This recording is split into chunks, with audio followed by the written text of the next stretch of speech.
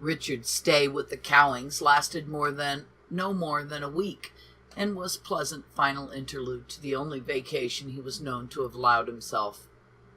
After leaving Chicago, he had come east by way of Niagara Falls and Saratoga Springs, drawn to that fashionable resort and racing town more by his interest in horses than in stylish women.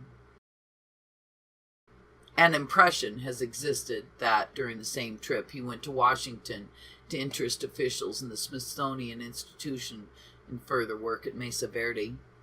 Tom Outland, Willa Cather's fictional counterpart of Richard, did go to Washington for exactly that purpose, and Outland's failure to rouse even a glow of interest makes a moving passage in Miss Cather's novel.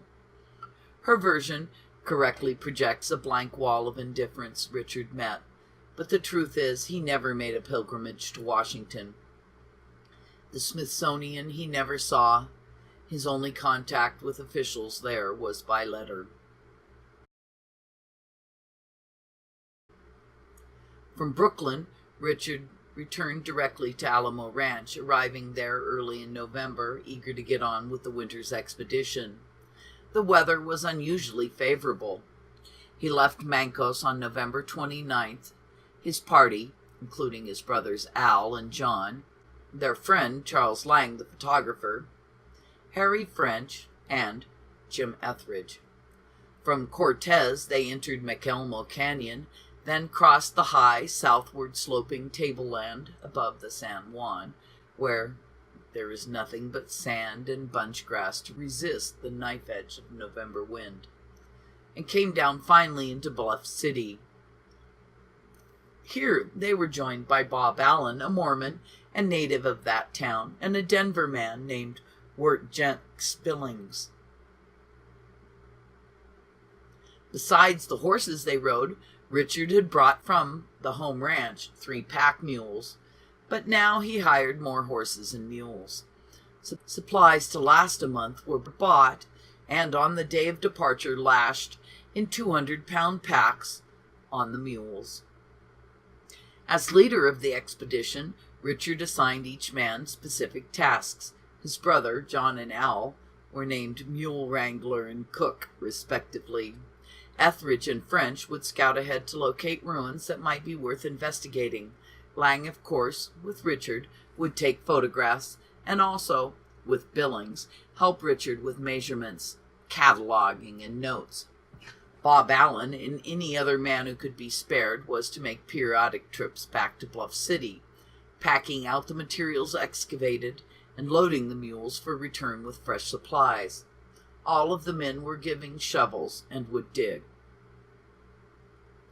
The party was in the field 4 months. At the end of this time, the result of Richard's organization and planning was a collection weighing well over 1 ton and numbering 1,216 specimens, including 96 skeletons.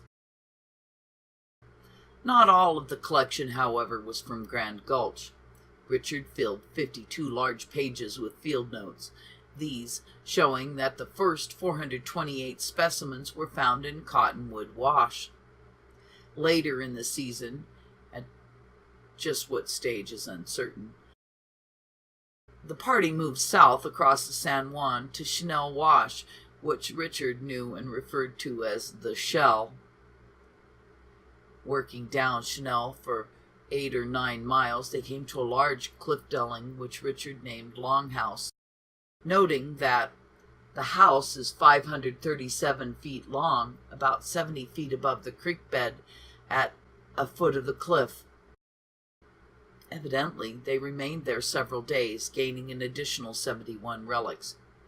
S.J. Guernsey later made a more thorough excavation of the same cliff dwelling and named it Poncho House.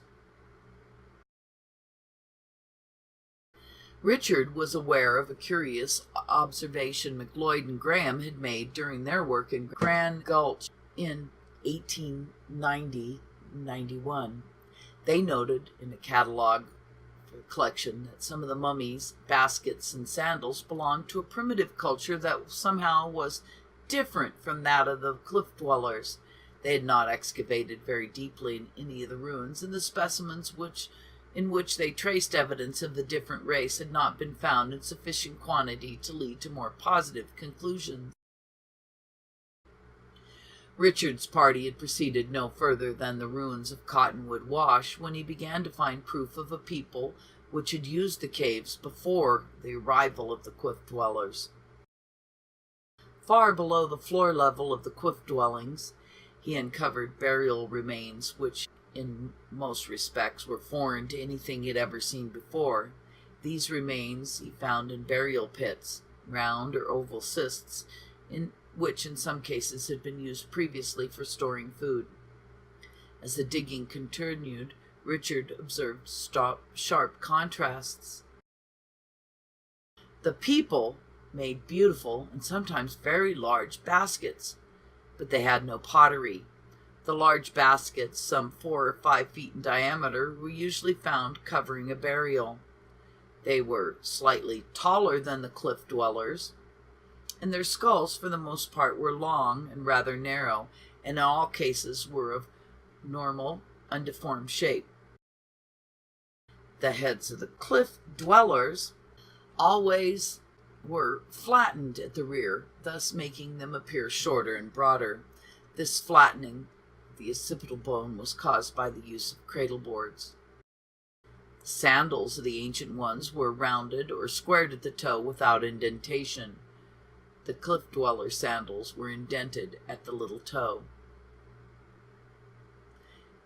These ancients had no knowledge of the bow and arrow, the most common weapon of the cliff dwellers. Instead, they used a dart or spear with a throwing stick called an atlatl. There was no doubt in Richard's mind that he had made a significant discovery. When he wrote from his camp on Cottonwood Wash to Talbot Hyde one evening in December 1893, "Our success has surpassed all expectations. In the cave we're now working, we have taken 28 skeletons, and 2 more in sight and curious to tell. And a thing that will surprise the archaeologist of the country is the fact that we are finding them at a depth of 5 to 6 feet in a cave in which there are cliff dwellers, and we find the bodies under the ruins, 3 feet below any cliff dweller sign. They're a different race from anything I've ever seen. They had feather cloth and baskets, no pottery. 6 of the bodies had stone spearheads in them." The letter was addressed from First Valley, Cottonwood Creek, 30 miles north, Bluff City. And on the back of one page, Richard had scribbled, "Excuse sand in the letters. We're in a sandy place." Talbot Hyde asked Richard for specific information. In reply, Richard, for the first time, referred to the basket people to distinguish the older people from the cliff dwellers. He said he could now easily separate the 2 classes of people and their belongings, and added, "I named the cliff dwellers, and you should have the honor of at least of naming these, since it was your expedition." In the same letter, dated February 4th, 1894, from Bluff City, Richard wrote, "The baskets have nothing attached to them for carrying them, unless it would be the very, very large ones. But I think they are a head cover. They're made from willow, the same as Indian basket work. Yucca is also used a great deal. The rocks of the cave could easily disintegrate and would in time form foundation for the cliff dwellers to build upon, but it's not always the case. When the basket people dug out their bottle-shaped rooms, the tops, of course, were all on a level with the surface, and they covered them in such a way that they could not be detected. The cliff dwellers, in some cases, built over them, not knowing they were there. In others that were open, the cliff dwellers used to throw rubbish.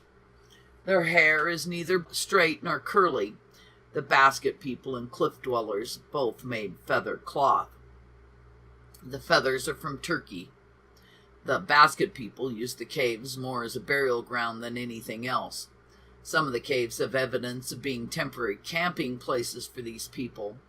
They're a larger race than the cliff dwellers. I have measured none of them, but I know from comparison, as I have now handled more than 100 of each. I intend to write something for the Archaeologist magazine, but will wait for you. In absence of other evidence, Richard's claim of having named the cliff dwellers is to be taken on faith. The name is not used by Jackson or Holmes in writing for the Hayden surveys, but does appear in a letter written by S.E. Osborne, a prospector, to the Denver Tribune-Republican in 1886. Osborne, who had worked in the canyons of Mesa Verde and was writing of ruins he had found there, could have adopted the name after hearing it used by Richard or his brothers. Richard was given to understatement, especially when referring to himself or his work. Talbot Hyde followed Richard's suggestion that he name Richard's basket people, replying that he thought they might be called the basket makers. This Richard accepted and tactfully added, without elaborating, that he had certain reservations. He wrote Hyde in March that the basket makers, as you called them before, is more distinctive than anything I could have thought of for a name, but it does not convey an idea. Possibly Richard had in mind the cliff dwellers and the Pueblo Indians were identified by their type of dwellings rather than their most common handicraft, pottery, and the term basket makers might confuse these Anasazi with the modern Indian tribes who still made baskets. However, he proposed no alternative name but continued to use basket makers. Many of the basket makers' salient characteristics Richard observed closely and recorded in his field notes or in letters to Talbot Hyde or Dr. T. Mitchell Pruden. The field notes have been preserved, but a number of the letters are lost. Richard's analysis of the material he found has not been contradicted in any important respect by archaeologists who have worked the field since. Although additional knowledge of the basket makers been gained in the last 40 years, his original discovery laid firm groundwork for those who followed him. Nevertheless, during the remaining 16 years of his life, he received no recognition for his contribution, and few archaeologists at the time accepted the basket makers as more than Richard's fanciful inventions.